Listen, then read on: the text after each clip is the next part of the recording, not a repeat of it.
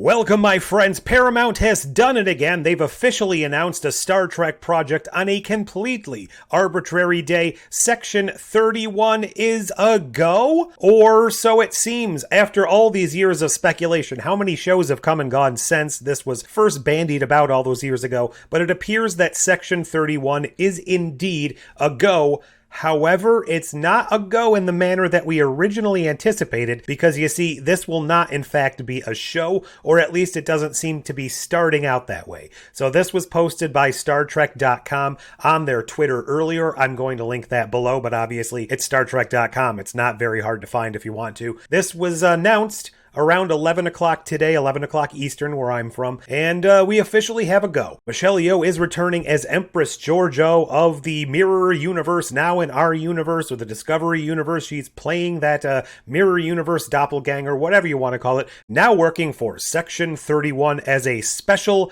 movie event. I'm going to go ahead and read you what they've said about this now. Paramount Plus has announced it has officially greenlit the Star Trek Section 31 movie starring Academy Award winner Michelle Yeoh. This will be a special original movie event for the streaming service where she'll play, as I mentioned, Emperor Philippa Georgiou. She first played the role in Star Trek Discovery's first season, blah, blah, blah, all that stuff. And it will begin filming later this year. She came out with a quote saying that she's beyond thrilled to be coming back to play this character. She's really loved this character. It's launched the new golden age of Star Trek. All of those things. So you might be wondering now, why has this been lingering so long, all the way back since probably 2017 or something like that? And why is it finally getting off the ground now? Well, I think there's possibly several things going on here. In my opinion, they wanted to hold on to this actress who has just exploded in popularity since her initial playing of the character way back in the day. Obviously, Discovery is now going off the air, so they have the potential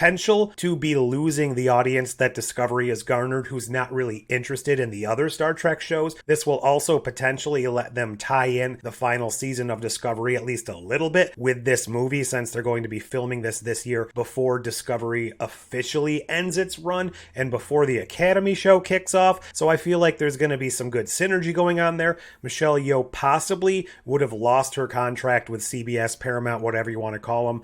And if that expired, they probably wouldn't have a good time getting her back, just because she's become so popular and so sought after in Hollywood right now. So in order to capitalize on all of these things, I think, personally, they're rushing this story into production as a movie to at least get it off the ground and potentially allow that backdoor for them to keep this character, to keep this situation, to keep this whole Section 31 idea afloat. Okay, here comes my personal feelings on it.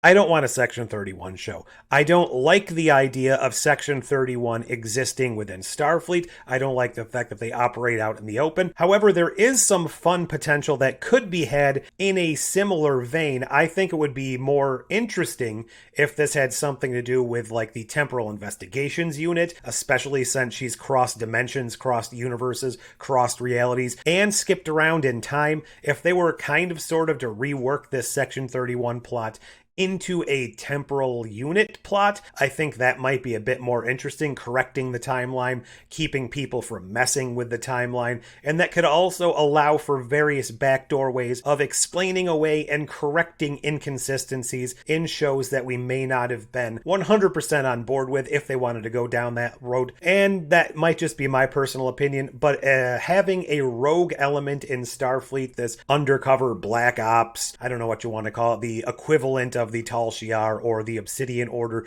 that never sat right with me. I did personally really like the way it was utilized in DS9, because the way it worked there, it was more of this shady one man. Could he be telling the truth? Is he actually working for Starfleet? Are there just 5 guys in a room somewhere pretending that they're Section 31, that they've just manipulated things? Are they even human? There was all sorts of ambiguity, and it was never 100% confirmed. Characters seemed to maybe know about it, people at the highest levels like Admiral Ross. And then, of course, after the Dominion War ended, it was shown that Section 31 played a part in that virus that stopped the Dominion, the virus that's coming back into play currently in Picard Season 3. Will that be a tie-in? Probably not, because apparently a lot of these shows aren't interconnected in the way we think they are. They're being made by completely independent people, like Picard Season 2 and Picard Season 3. While they were being worked on at the same time, there was a bit of overlap. They were completely different stories that potentially had very very little connection. So whether or not this is going to tie into prior events of Section 31, I don't know.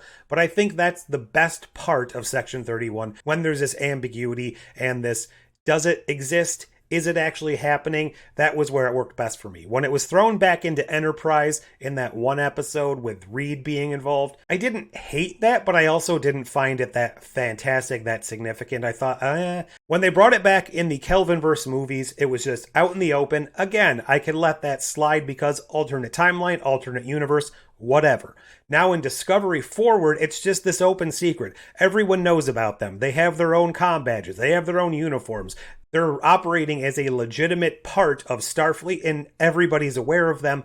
That completely goes against the way that they were supposed to be portrayed in DS9. I could understand after DS9 them coming out into the open because of the part they played in the Dominion War. I also suppose I should address how well I think that both Michelle Yeoh functioned in her role in Discovery and how well I think Section 31 functioned in Discovery. And I think Michelle Yeoh did fine playing Empress Georgiou, except for the fact that I never once liked that version of the character. I always much preferred her original Prime Universe counterpart, who was killed at the very early stages of that show.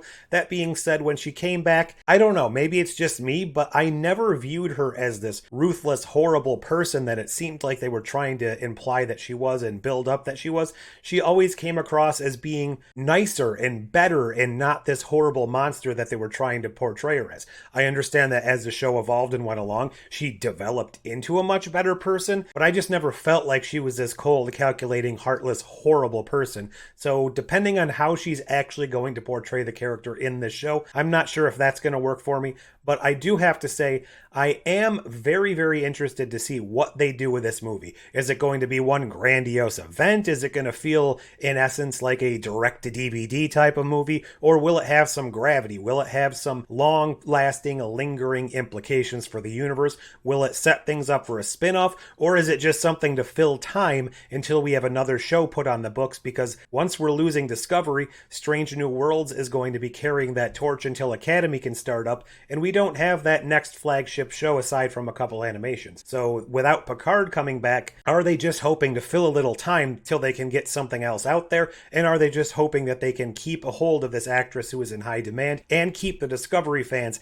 at the same time? Let me know all your thoughts. What do you think about the whole Section 31 of it all? Do you like this idea? Could you take it or leave it? I personally, while I don't think Section 31 is at all one of the things I would like them to do, I think that it does potentially have a little bit more meat on the bone than something like the Academy show, which I also didn't want. Maybe that's just me. Maybe these are types of shows that I don't personally like and other people are going to be 100% on board with. I think that we should keep doing the exploration thing, but at the same time, I've always thought Star Trek could be a great place to do a legal drama-centered show or a medical drama-centered show. All of these little side spin-off shows at the same time as a real exploration spin-off. I don't know. I'm sure everyone out there is going to hate these ideas too, but that's always been something I thought that they could do. All of these little side stories while the main adventure and mystery and all of that is taking place in the flagship show, which looks to be probably Strange New Worlds right now. I'm rambling on and on and on about something that's just a brand new news story, and I'm speculating wildly, which is one of my favorite things to do. I was planning to do a video today about how O'Brien is still on the Enterprise D currently, but I guess that got pushed off, and maybe I'll do that later. Again, leave all your thoughts below. What do you think of this news? Are you excited Michelle Yeoh is coming back? Are you excited to see more fully fledged Section 31 on our screens? Or are you just happy to get Star Trek in any form right now? Or are you very, very upset? And do you think that this is a poor move, a poor decision, and something they're just throwing at the wall because they have no other options? Whatever you think, leave all that below. Like, share, subscribe, do all those YouTube things, and I guess we'll find out more. Very excited for the finale of Picard this week. And until next time, computer, end program.